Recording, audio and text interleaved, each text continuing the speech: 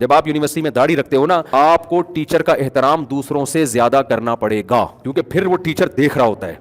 एक आम लड़का अगर टीचर से बदतमीजी करता है ना, वो इसको नॉर्मल समझता है या ज्यादा उसको बदअखलाक। आप जब करोगे ना तो वो पता है क्या समझता है, वो कहता है असल में ये चूंकि दीनदार है, इसने दाढ़ी रखी हुई है, ये नमाज पढ़ता है, तो ये अपने आप को मेरे से बेहतर समझता है, इसी बेस पर इसने आगे से जवाब दिया है। तो आपको बहुत ज्यादा हसास तरीके से रहना पड़ता है। आपको उसको इतनी इज्जत देनी पड़ेगी कि आप उसके सामने ये शो करोगे, सर आपकी दाढ़ी नहीं है, आप नमाज नहीं पढ़ते, लेकिन मैं आपकी रिस्पेक्ट करता हूं क्योंकि आप मेरे क्या हो, टीचर हो।